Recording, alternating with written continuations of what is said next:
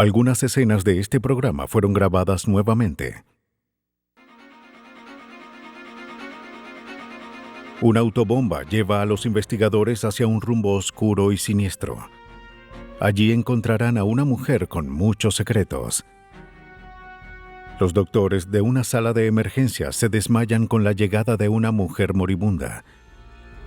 Los científicos determinarán qué convirtió su sangre en gases tóxicos. Una familia en Florida se enferma misteriosamente. Y la madre sufre una muerte lenta.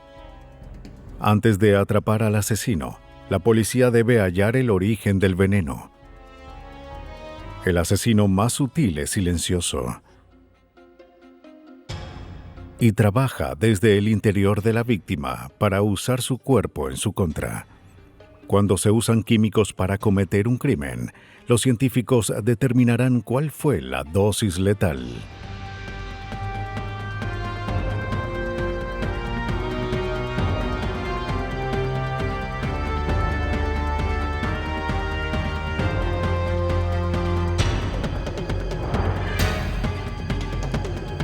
Los nuevos detectives, casos estudiados por la ciencia forense. Dosis letal. Me llevaré esto. Sí. La noche del 28 de Está junio de bueno, 1983 empezó en celebración. Judy Buenoaño se reunió con su novio John Gentry y las mujeres que trabajaban en su salón de belleza en un restaurante de Pensacola, Florida. La reunión era para entregar a una de las empleadas un pendiente en honor a su cumpleaños. Escucha. Después de la cena, la fiesta se apagaba. Así que Judy le pidió a John que comprara champaña en una licorería a fin de continuar celebrando en otro lugar. Fue a comprar algo, ya regresará. Al pasar la noche, las calles se volvieron tranquilas. Pero ese silencio se rompería en un instante.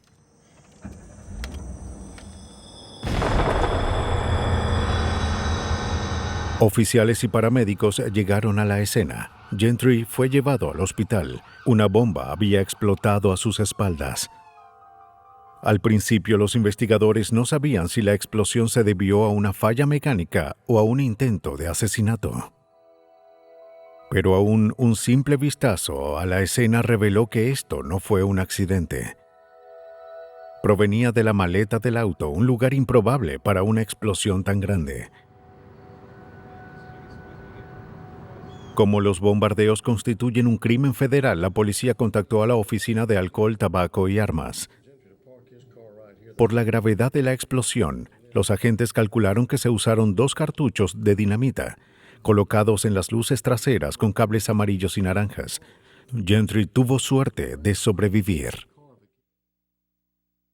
Mientras la agencia investigaba la escena y las fotos del crimen, la policía procedió a buscar quién podría beneficiarse de la muerte de Gentry. El detective Ted Chamberlain se encargó de ello. Lo que solemos hacer es buscar las pólizas de seguro de la víctima, y eso fue lo que hicimos. La encontramos y descubrimos que tenía una póliza de seguros. Está muy bueno. La beneficiaria era Judy Buenoaño, la novia de Gentry. Pero eso no fue sorpresa, ya que ambos acababan de empezar un negocio. A simple vista, la información no tenía importancia. Chamberlain necesitaba más para continuar. Gracias.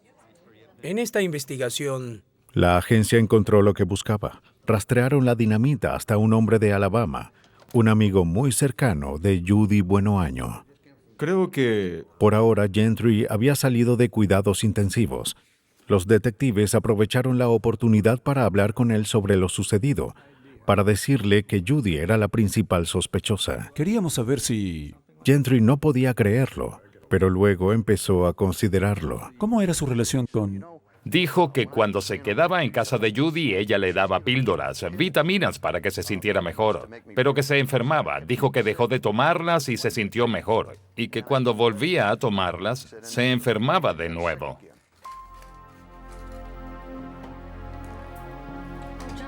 Gentry se había enfermado tanto que tuvo que ir al hospital. Allí se recuperó por completo. aunque su doctor no sabía qué era lo que tenía. Pero cuando regresó a casa, tuvo una recaída. Estas son para ti. Finalmente dejó de tomar las píldoras y se recuperó. Pensó que ya sus días con dolencias se habían terminado, pero luego su auto estalló. Pensando que había una conexión, el detective le preguntó a Gentry si conservó las píldoras. ¿Es su socia de negocios? De hecho, sí lo hizo. Supuestamente eran un suplemento de vitamina C. Chamberlain las envió al laboratorio del FBI. De otra forma, Descartar sustancias es más fácil que hallar la correcta. El proceso de descarte empezó al comparar las cápsulas con vitamina C. El resultado mostró que no había ni una pizca de esa vitamina en las cápsulas. Ese hallazgo aumentó las sospechas de que las pastillas estaban envenenadas. ¿Pero qué contenían? Se disolvió y analizó las sustancias de las cápsulas. Se analizó su composición química, así como las longitudes de onda de la luz que absorbían. Al comparar los resultados con una base de datos de químicos, se identificó la sustancia. Las cápsulas contenían una sustancia llamada paraformaldehído. No tiene un uso médico conocido. De hecho, se considera un veneno de clase 3, es decir, que es moderadamente tóxico. John Drestell, del Centro de Control de Venenos de Blodgett, es un experto en venenos. Según él, si el motivo era el asesinato, esa sustancia no era la mejor opción. Esta sustancia, cuando se degrada en formaldehído, que se usa para preservar cuerpos, causa irritación. No es un veneno muy útil para asesinar a alguien, sino que es irritante en los ojos o en las vías respiratorias. Y bajo exposición permanente, el formaldehído puede causar cáncer. ¡Orden de registro! La historia de Gentry, junto con las píldoras envenenadas y la explosión, bastó para que Chamberlain obtuviera órdenes para registrar la casa y el salón de belleza de Bueno Año. La policía halló más cápsulas en la casa de Judy.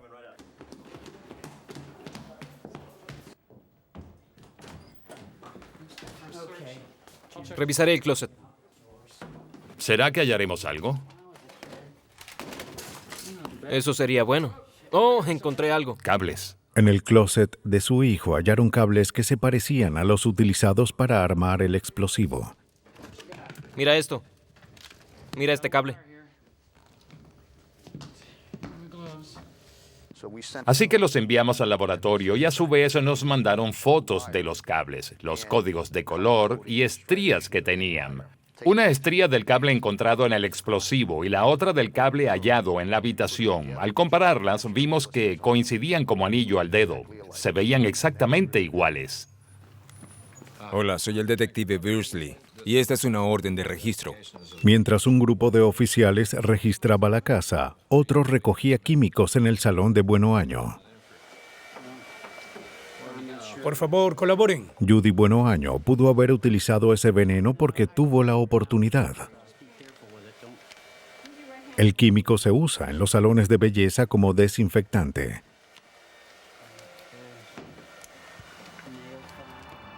Con la evidencia de la bomba y el veneno, la policía tenía lo que necesitaba para arrestarla. El explosivo la convirtió en sospechosa de un crimen federal. La jurisdicción de la ATF se extendía de Florida a todos los 50 estados. Como había fallado con el envenenamiento y la explosión, Bueno Año parecía no tener lo necesario como criminal. Pero cuando se investigó su historial, empezaron a sospechar que solo fue una mala racha.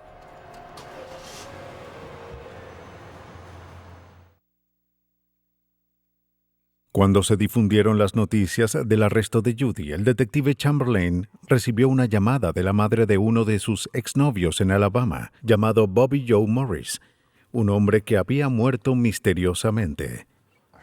Judy vivía con Bobby y su madre tenía muchas sospechas de que él no murió de causas naturales, sino que Judy lo había matado. Bueno Año había presionado a la madre de Bobby Joe para que incinerara el cuerpo, pero ella se negó. Chamberlain prometió que investigaría. Todos con quienes hablamos parecían tener algo de miedo a Judy. Le tenían temor, ya que ella siempre contaba unas historias increíbles. Eso es lo que nos decían. Incluso hablamos con una testigo que dijo que Judy le había dicho: si no te agrada tu esposo, envenénalo.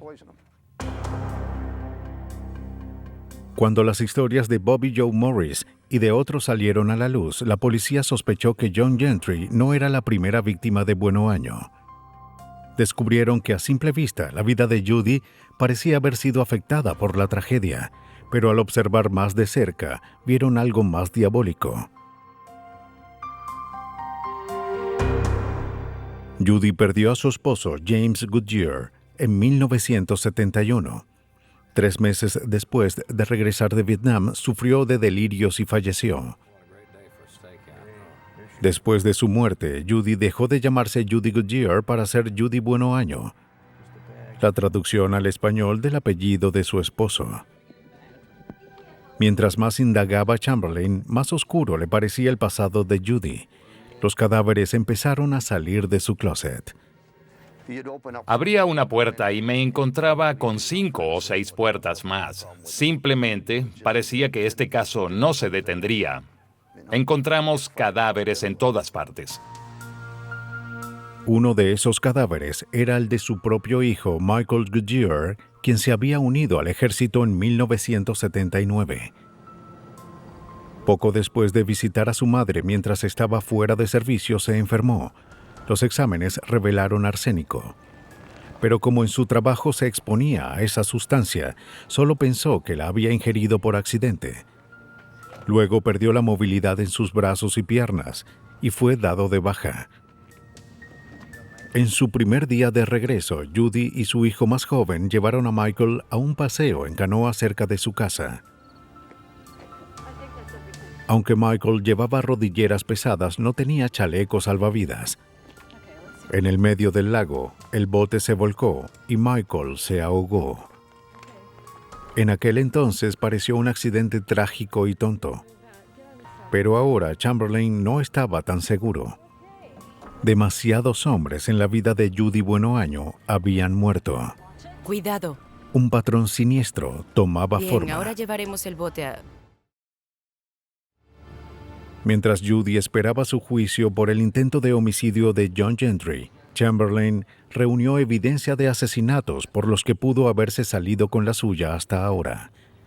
El detective descubrió que el esposo de Judy, James Goodyear, tuvo síntomas que coincidían con muchos diagnósticos, entre ellos envenenamiento por arsénico. Si había sido envenenado, la evidencia fue enterrada con él. 12 años después de su muerte, su cuerpo fue exhumado en busca de evidencia. Cuando se exhuma un cuerpo para buscar metales pesados, como plomo, arsénico, antimonio, se trata de elementos. Los elementos existen desde la creación del sistema solar. Se pueden detectar hoy al igual que hace 250 millones de años. 250 millones de años hasta ahora. Así que cuando se exhuma un cuerpo en busca de arsénico, si la sustancia estaba en el cuerpo cuando murió, estará allí hasta que se desintegre. Se había realizado una autopsia al cuerpo de Goodyear cuando murió, pero el forense no buscaba venenos, así que no halló ninguno. Casi cualquier sustancia es venenosa en exceso, así que no se puede usar un solo análisis para detectar todos los venenos. El analista debe conocer los síntomas a fin de delimitar su examinación y buscar venenos específicos. El arsénico suele concentrarse en el corazón, hígado, pulmones y riñones.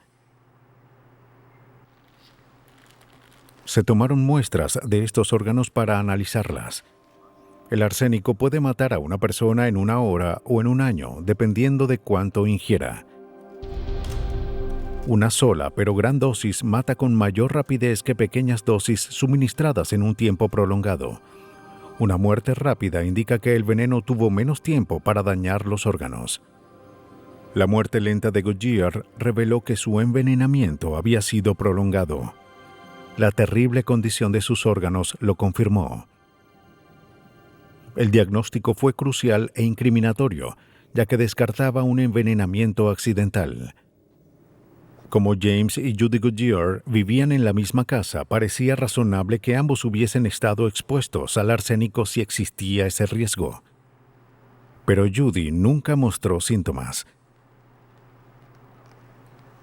Luego el forense trató de determinar cuánto arsénico había en el organismo de Goodyear. El cabello y uña de la víctima proporcionaron una medida útil. Se removió una uña completa del cuerpo y se disolvió en ácido. La solución resultante fue colocado en un instrumento llamado espectrómetro de absorción atómica, que determinó la concentración de arsénico en la muestra.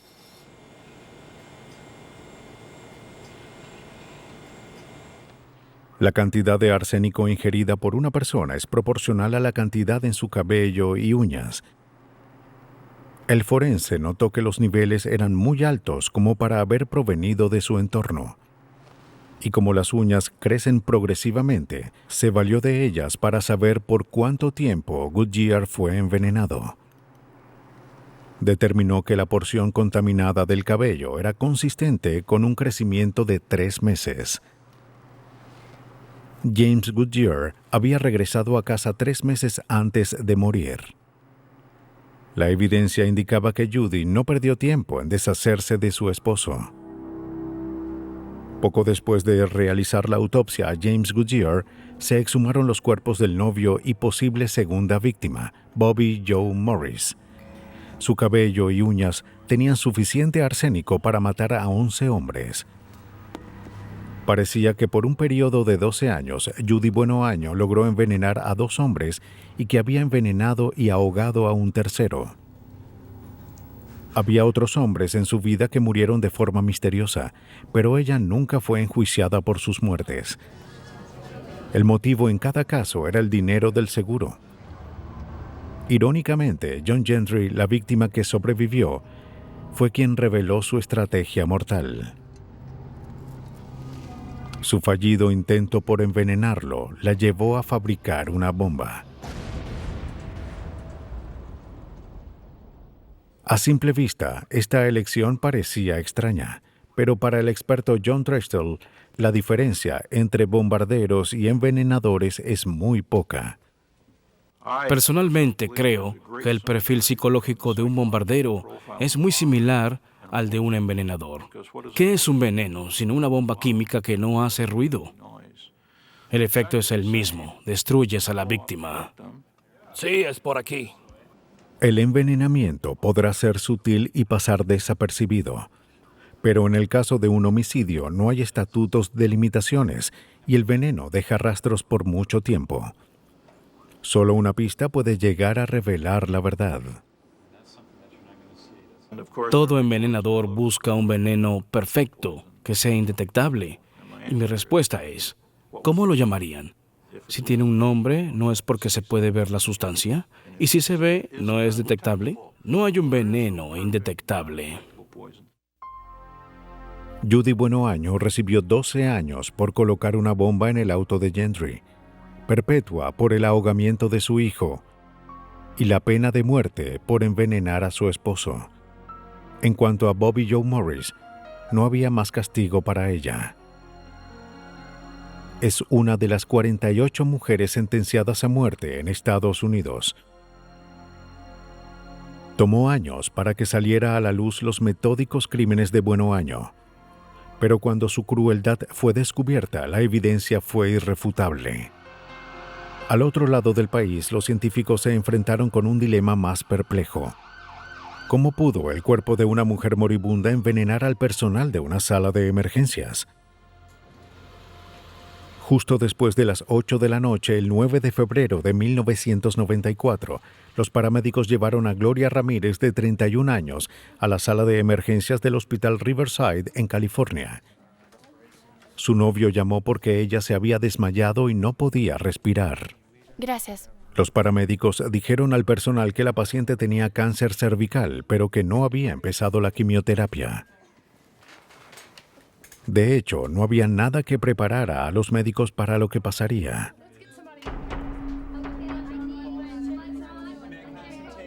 Cuando Ramírez llegó a la sala de emergencias, tenía una máscara de oxígeno en su rostro.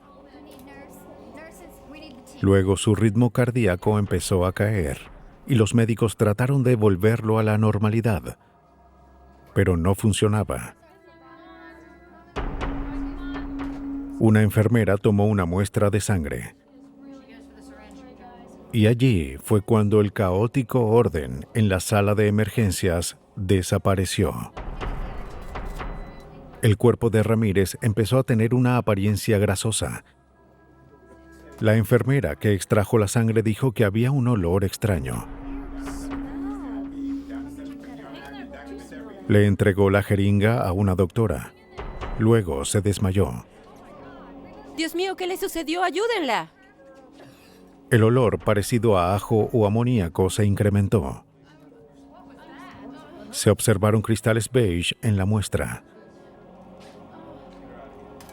De pronto cayó otra enfermera. ¿Qué sucede? Sí, de acuerdo. Poco después, otra enfermera tuvo náuseas y fue a la sala de enfermeros a descansar. Allí perdió la conciencia. Sus brazos y piernas empezaron a temblar sin cesar. Luego dejó de respirar. Después, uno de los doctores sucumbió. Ramírez aún no había sido estabilizada. ¿Qué Se sucede? declaró una ¿Pero qué emergencia y sucede? médicos corrieron a ayudar al personal y a atender a Ramírez. ¡Vamos! ¡Vamos, pronto! ¡Vamos! Mientras se evacuaba la sala de emergencias, las camillas inundaban el estacionamiento. Incapaces de detener el extraño incidente, Riverside envió a su personal y pacientes a otros hospitales. Los médicos se convirtieron en pacientes. El caos reinaba. En medio de todo yacía una inconsciente mujer moribunda. 15 minutos después de tener contacto con Gloria Ramírez, 27 de los 37 miembros del Hospital Riverside sufrieron síntomas extraños. La terapeuta respiratoria Maureen Welch fue una de ellos. Al despertar, me sentí muy enferma. Temblaba sin cesar, tenía náuseas y no podía respirar. No podía ver bien en ese momento. Solo podía ver si algo estaba cerca de mí. ¿Está bien? Todo está bien. No había nada que explicara qué pudo haber causado los síntomas. Muchos de los afectados se recuperaron con rapidez. Otros pasaron semanas en el hospital. 35 minutos después de la llegada de Ramírez al hospital, esta fue declarada muerta.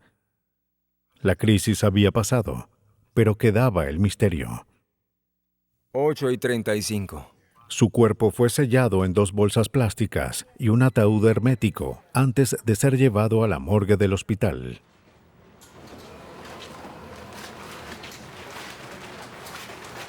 Para hallar la causa de esta catástrofe, el equipo de materiales peligrosos de Riverside llegó listo para trabajar. Se revisaron conductos, alcantarillados, tuberías y desechos. Se analizó electrónicamente el aire de la sala de emergencias en busca de gases tóxicos, solventes o químicos. No se pasó nada por alto y nada explicó lo ocurrido. Cuando se dio el visto bueno a la sala de emergencias, las sospechas pasaron a la paciente. No se reveló nada extraordinario en la autopsia. Gloria Ramírez murió por fallo renal como resultado de su cáncer.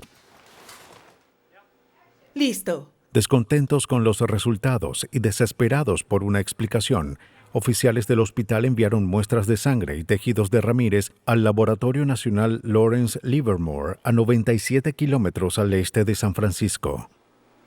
Se añadieron solventes a la muestra de sangre. Se disolvieron químicos orgánicos en la sangre, quedando solo agua y células sanguíneas. El resultado mostró una cantidad altamente concentrada de químicos en la sangre. Brian Anderson es el director del centro. En nuestro laboratorio hay herramientas analíticas muy precisas que nos permiten observar cada químico extraído en la muestra de sangre y determinamos la estructura química e incluso las concentraciones más mínimas de las muestras. Para identificar los químicos usaron un doble enfoque. Primero se calentó la muestra de sangre de Ramírez en un cromatógrafo de gases hasta que se vaporizó. Como cada químico se vaporiza a ritmos diferentes, los componentes se separaron.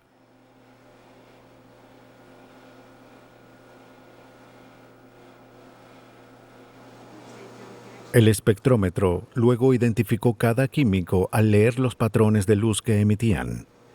Los resultados aparecieron en una computadora en forma de picos y curvas. ¿Qué revelaría la sangre de Ramírez? Cada pico representa un químico diferente en la sangre de la señora Ramírez. Hay cosas que son muy evidentes. Esto de aquí está el enol o acetaminofén. Este es el colesterol. Aquí hay otras drogas. Y al principio descubrimos un químico muy inusual que está aquí. No sabíamos qué era en ese momento, pero tenemos archivos. Y al buscar entre los archivos en la computadora, descubrimos cuál era el químico. Resultó ser una concentración elevada de un químico llamado dimetilsulfona, o DMSO2. Proviene de la descomposición de otro químico llamado DMSO, o dimetilsulfóxido. Aunque es fabricado como lubricante industrial, muchos atletas y personas con artritis consumen DMSO para aliviar el dolor. Ramírez usaba esta sustancia con ese propósito. Pero el DMSO2, su derivado, no es tóxico, aún en las altas concentraciones halladas en sus tejidos. Aún no se explicaba por qué el personal de la sala de emergencias colapsó ese día. Según los hallazgos, Anderson concluyó que no había hallado nada que explicara los terribles hechos ocurridos la noche cuando murió Ramírez. Bien, vamos. Sin ninguna explicación por lo que se llamaba el incidente Ramírez, el Departamento de Salud de California lo atribuyó a histeria en masa causada por estrés. Los trabajadores no creyeron esa versión. Está bien. Mi respuesta ante esa afirmación de historia en masa fue algo que no puedo mencionar aquí, ya que las personas involucradas en emergencias y en esa sala son una máquina a toda marcha. Tienen toneladas de experiencia, 15 años o más, son veteranos de todas las especialidades y este fue solo otro caso que tuvieron que atender. No puedes argumentar eso. Estas personas no sufren de histeria. ¿Te sientes bien? Negándose a aceptar el fallo del Departamento de Salud, Welch procedió a investigar por su cuenta. Sabía que muchos de sus colegas, incluyéndose, sufrieron de problemas de salud por largo tiempo, y no los síntomas causados por histeria. Ella reunió informes de laboratorio, registros médicos y contactó a Anderson. Anderson y su colega, el director Patrick Rand, observaron los datos que Welch les envió. Notaron que había un compuesto que no encajaba. Así que volví a mi oficina y empecé a buscar compuestos en la Biblia de los químicos, el índice Merck. Busqué tanto sulfato de dimetil como dimetilsulfona y, por suerte, estaban allí en un lenguaje que incluso un químico nuclear podía entender. Y en ese preciso momento me di cuenta que la oxidación era la conexión entre ambos. ¿Me estás hablando? Si Ramírez tomó DMSO por su cuenta para aliviar el dolor, era posible que el oxígeno extra que recibió mientras era llevada al hospital pudiera haber acelerado la transformación del químico a su derivado DMSO2.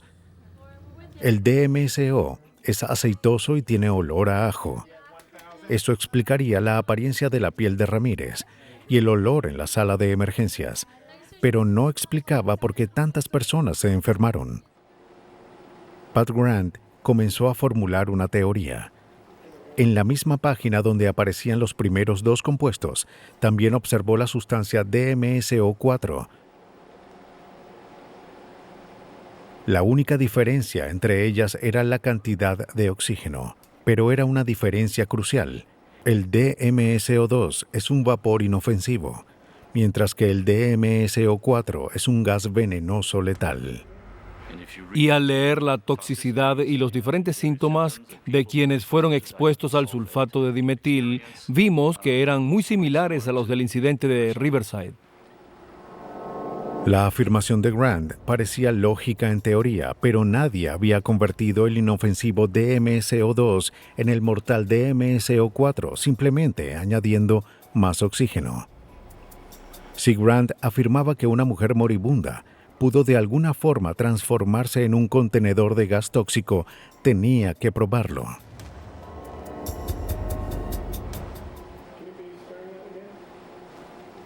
Los científicos del Laboratorio Nacional de Lawrence Livermore tenían una ardua labor por delante para averiguar si el DMSO2 pudo convertirse en DMSO4. En la sala de emergencias debían recrear las condiciones en los últimos minutos de vida de Gloria Ramírez. El trabajo fue asignado al químico analista Rich Whipple. El primer obstáculo era la naturaleza de ambas sustancias. Mientras que el inofensivo DMSO2 se disuelve en la sangre, el DMSO4 no lo hace. Así que, ¿cómo pudo este compuesto estar en el organismo de Ramírez? La respuesta es que era imposible. Creemos que ella tenía DMSO2 en su sangre y cuando esta fue extraída de su cuerpo, se convirtió en DMSO4. Si era cierta esta hipótesis, todo ocurrió en la jeringa. Con una sustancia que sustituyó la sangre humana, Whipple realizó un experimento para mostrar cómo el cambio de la temperatura pudo cambiar la composición del químico. La temperatura del cuerpo mantenía el DMSO2 disuelto en la solución, pero la temperatura más fría de la sala produjo cristales similares a los descritos por uno de los miembros del personal. La sangre en el interior del cuerpo de Ramírez era de 37 grados Celsius, pero la porción extraída con la jeringa bajó a 18 grados, la temperatura de la sala de emergencias. El drástico cambio en la temperatura pudo haber causado la formación de cristales en el DMSO2. Todos los detalles de la teoría parecían tener lógica, a excepción de un punto crucial. Whipple no pudo producir ninguna cantidad detectable de DMSO4. Pero los exámenes de laboratorio no pueden recrear un incidente a la perfección.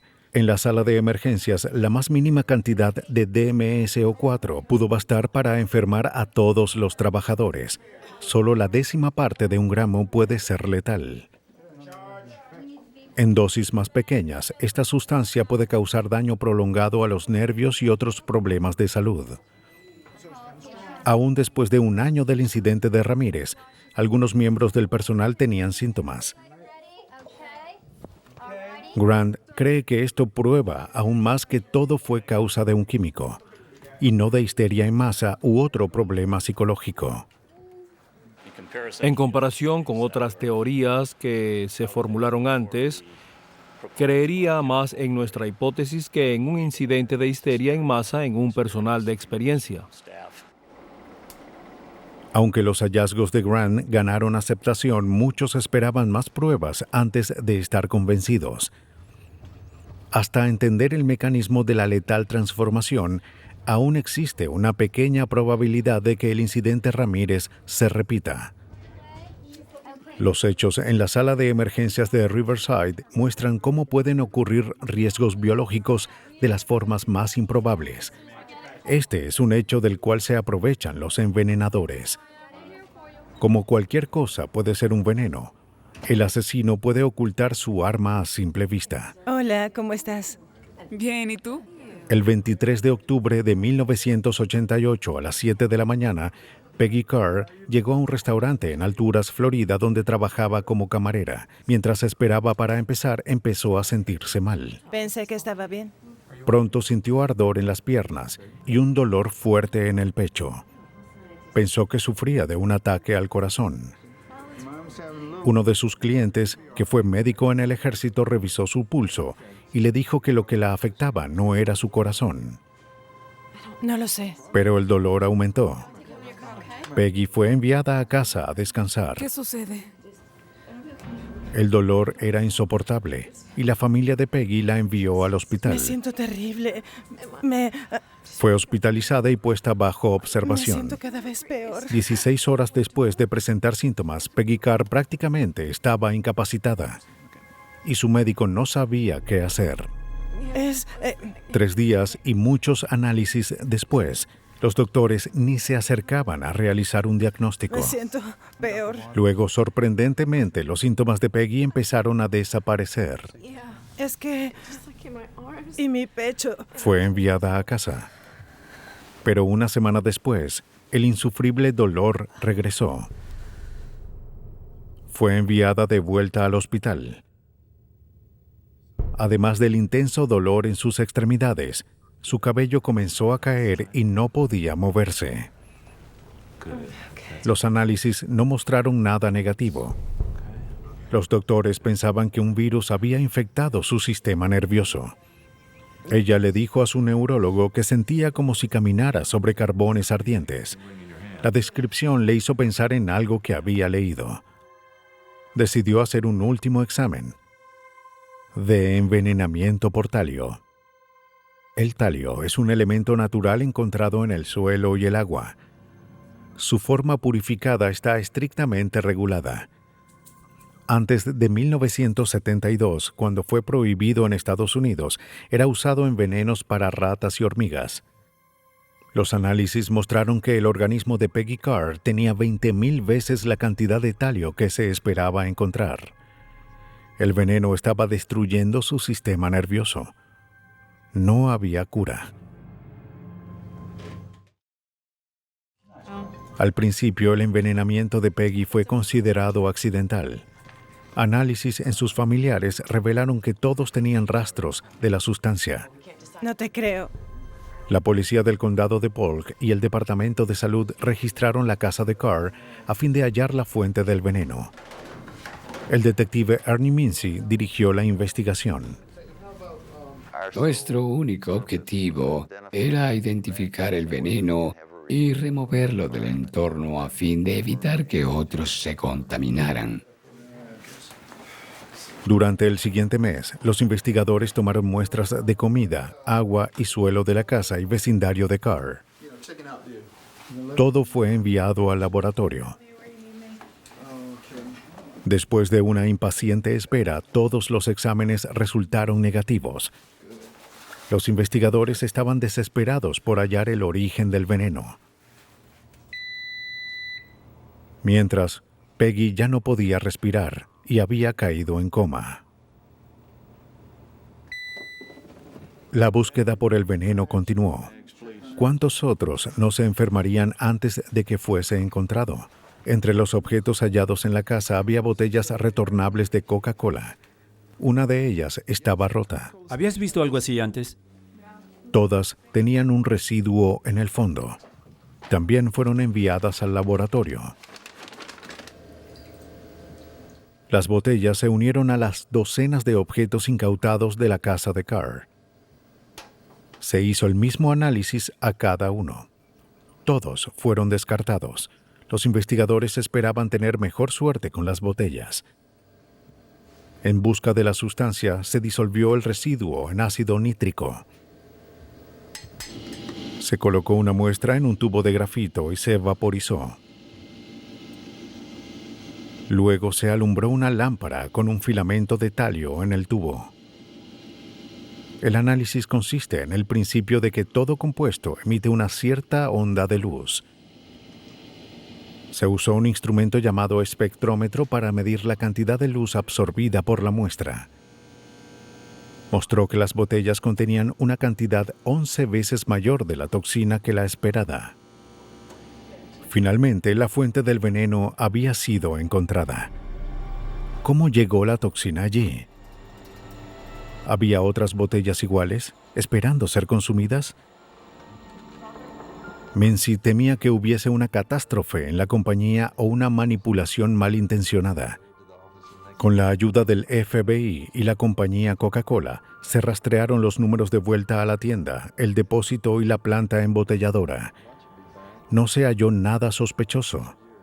No había más botellas contaminadas y ningún otro informe de envenenamiento. Las botellas solo estaban en el hogar de los Carr. Pero ¿quién pudo haberlas envenenado? Un envenenador debe tener contacto con el entorno de la víctima a fin de colocar la toxina.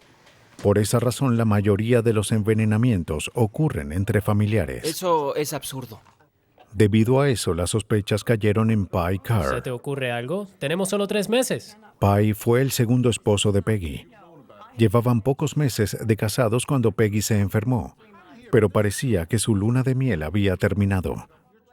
Ni se te ocurra. Mincy descubrió que antes del envenenamiento, los Carr tuvieron una discusión y que Peggy pasó la noche en un hotel. Cuando los primeros síntomas aparecieron, Pye casualmente estaba fuera del pueblo pescando. Creo que no me siento Cuando bien. regresó, dudó en llevar a su esposa al hospital. No creo que sea grave. Todo parecía señalar a Pye Carr. Pero no se obtienen sentencias con evidencia circunstancial. La investigación de Mincy acababa de empezar. Había que reunir más evidencia y seguir más indicios. Sé que estaba por aquí. Todos los movimientos de Carr fueron vigilados. Luego, de casualidad, él mostró una pista conveniente a su favor. Presentó a los detectives una nota amenazadora que afirmó haber recibido 2 semanas antes del envenenamiento. Los Carr no le prestaron mucha atención en su momento, pero Pye la conservó por si acaso. Quien la hubiese escrito había dicho que quería que toda la familia se mudara de Florida o iban a morir. La nota, junto con el hecho de que Pye Carr consumió parte de la bebida contaminada, debilitó las acusaciones en su contra. Pero aún no estaba libre. Pudo haber escrito la nota y tomado el veneno intencionalmente para desviar las sospechas. Mincy no dejó de vigilar a Pye Carr mientras buscaba a otros sospechosos. ¿Quién querría matar a la familia?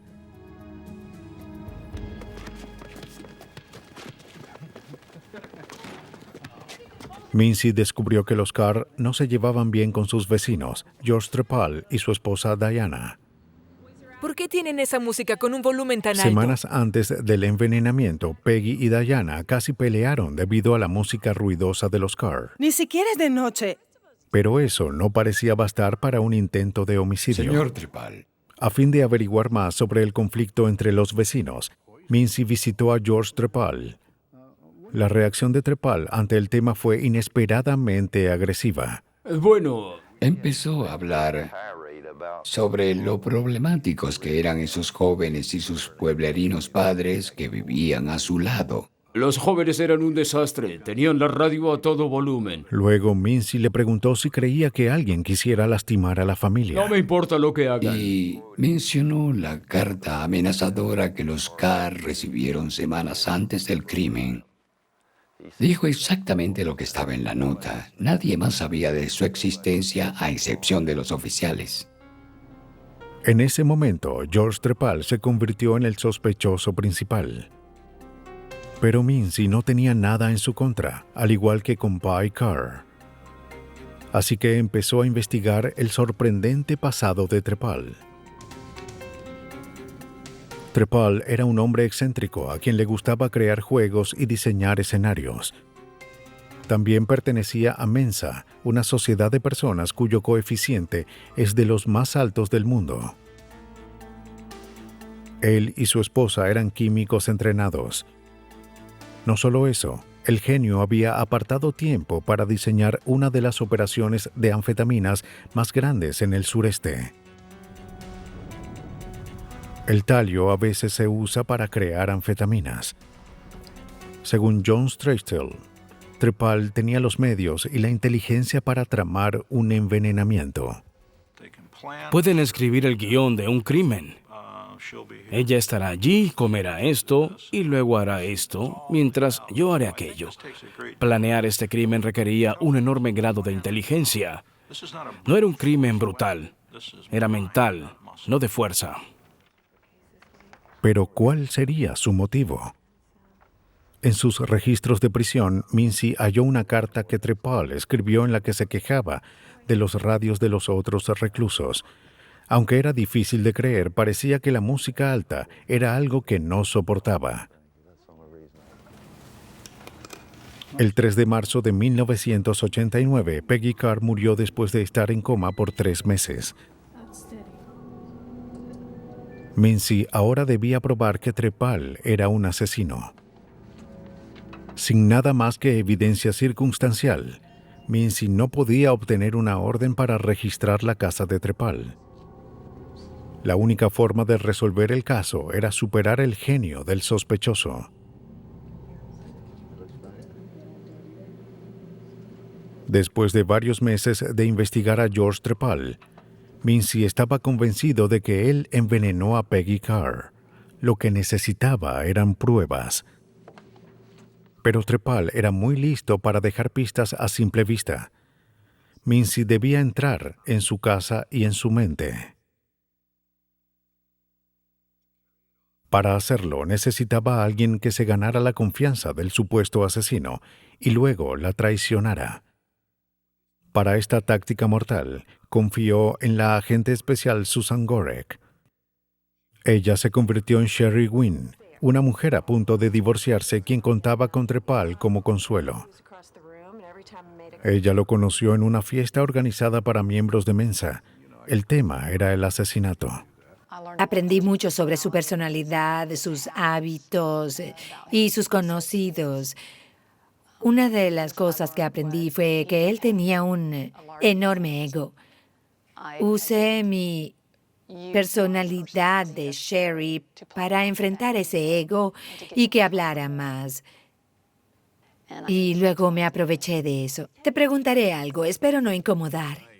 La amistad surgió lentamente y Gorek se vio obligada a ser Sherry Wynn por todo un año, mientras vivía atemorizada de que Trepal se diera cuenta del engaño, ya que su vida estaba en riesgo.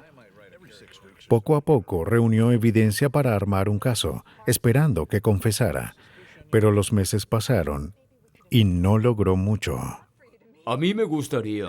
Obtuve muchas pruebas pequeñas declaraciones que colocadas juntas eran sorprendentes, pero si se analizaban por separado, no hacían mucha evidencia. Como si jugara un interminable juego de ahorcado, Gorek poco a poco dibujó a Trepal como el asesino. Pero aún después de un año esperaba añadir el último trazo crucial para ganar el juego. Pero, ¿cómo lo hago? Lo que tienes que hacer es... Finalmente, en diciembre de 1989, Gorek obtuvo el indicio que necesitaba. Trepal y su esposa se mudaron del pueblo y alquilaron su casa a Sherry Wynn. Como inquilina, podía registrar toda la propiedad sin una orden.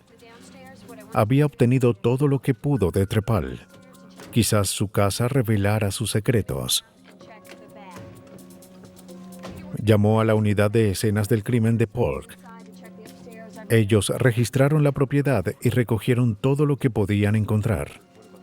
Como Trepal era muy listo como para dejar talio alrededor de su casa, buscaron residuos de esa sustancia. De verdad pensé que para hallar talio había que buscar en el filtro de aire acondicionado o en el fondo del drenaje. Y pasamos mucho tiempo tomando muestras con los agentes tratando de obtener cualquier residuo que hubiese desechado. Mientras algunos investigadores estaban en la casa buscando evidencia, otros recogieron frascos de químicos del garaje. Todo fue marcado y enviado al FBI para su análisis. Los resultados llegaron varios meses después. Como el análisis tardó tanto, pensé que no habían hallado nada. Pero Gorek estaba equivocada. Cuando llegaron los resultados, estos mostraron que uno de los frascos encontrados en la mesa de laboratorio de Trepal contenía talio en polvo. Para Gorek y Mincy, 15 meses de espera tuvieron frutos. Ya tenían en sus manos la evidencia para condenar a George Trepal. En el juicio se demostró que Trepal era un asesino sin conciencia. Como la fiesta basada en asesinatos que organizó, la muerte solo era un juego para él. George Trepal no estaba para nada arrepentido de sus acciones. Justificó lo que hizo con su inteligencia superior y su opinión de que las personas menos inteligentes no merecían vivir en este planeta. A diferencia de muchos envenenadores, el motivo de Trepal no era ni amor o dinero. Quería matar a sus vecinos porque para él eran irritantes. Según John Trestle, el ego que lo llevó a creerse superior a otros fue lo que lo llevó al fracaso. Dejó el frasco que contenía la evidencia en su casa. ¿Por qué lo hizo? Era un hombre muy inteligente. ¿Acaso no analizó las cosas y dijo, mejor boto esta botella? No, su ego le dijo que no lo atraparían, que nunca sabrían cómo sucedió todo. George Trepal fue hallado culpable de 14 cargos, incluyendo asesinato en primer grado por la muerte de Peggy Carr. Fue sentenciado a muerte. Mientras vivimos el día a día, no solemos darnos cuenta de que vivimos en un mundo tóxico. En el pasado, el exceso de confianza era la mejor oportunidad para un envenenador. Pero ahora la ciencia sabe más. Muertes que antes no tenían explicación, ahora son vistas con sospecha. Y en el laboratorio, muchas de esas sospechas son confirmadas.